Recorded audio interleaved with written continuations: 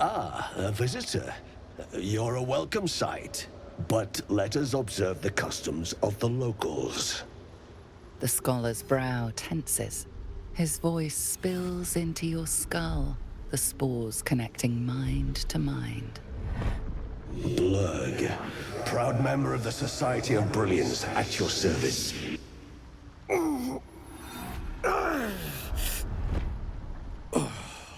perhaps not. Your mind is far more complex than that of the fungi. Understandable. We are small in number and rarely stay in one place for long. My colleagues and I are working to improve conditions in the Underdark. This need not be such a dire, hostile place. It's curious to find a surface dweller here. What has brought you down so deep? Truly remarkable. But why come to the Underdark, where they hold so much power? You were infected by an illicit tadpole? It's a miracle you're still intact. You must be worried sick, but have no fear. I have a friend who may be able to assist. Omeluum! I hope this is important, Burg. My Zirkwood samples need constant attention. It is. This adventurer has an illicit tadpole inside his head, but he hasn't turned. No ceromorphosis? That's impossible, but intriguing. Are you looking to have it extracted? Geich, your head will make a fine trophy for my queen. Please hold. I understand your rage against my kin. One of my brethren forced a tadpole into your eye. Or ear, perhaps? But I assure you, I stand with the Society of Brilliance, not the colonies of my people. Fool! They infest your head and invade your dreams, and still you would parley. I ask only that you refrain from violence. I respect that your opinion of my kind may be charged. If that settles matters for the time being, would you like a diagnosis? Open your mind to me. Let us see what lurks within.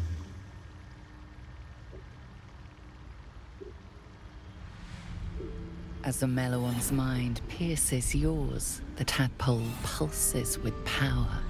It feels 10 times its size. Alive, awake, almost smug.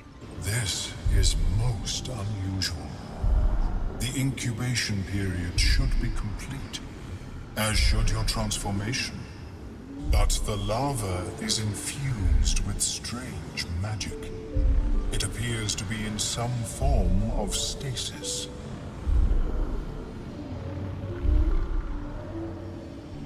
No, it appears to be shielded from physical and magical influence. And even without the shield, the extraction would involve severe cranial trauma.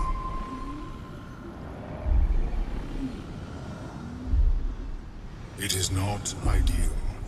The process would surely kill you.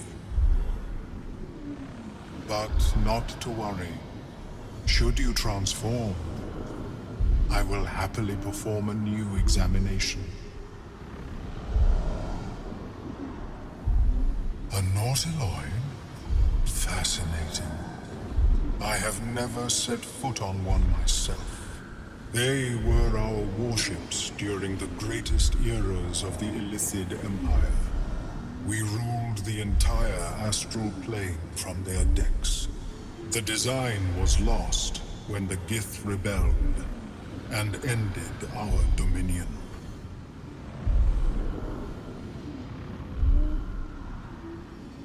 Of course, I am sorry I cannot assist you in its removal.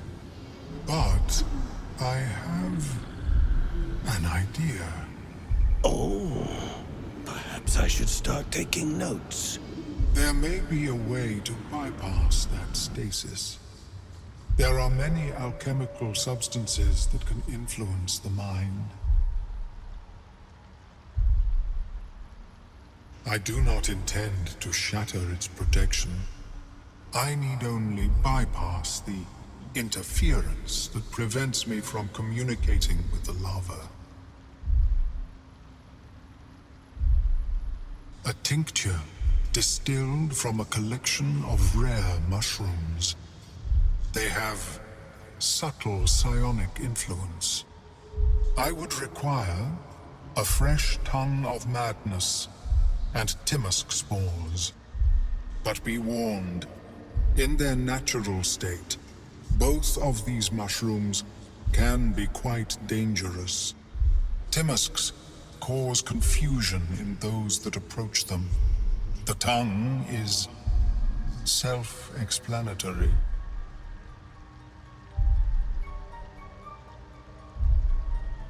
My formula will hamper the more harmful effects once the mushrooms are brewed into a potion. Your sanity, however much you possess, should remain intact.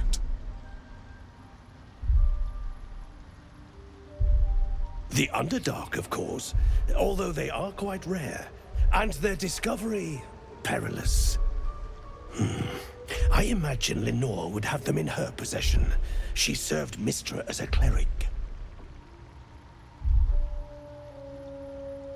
She is quite fond of her garden. Lenore has always been a lonely sort. Nature was her only companion.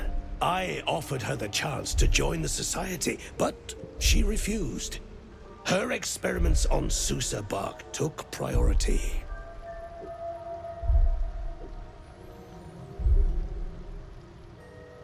May your travels be safe and swift.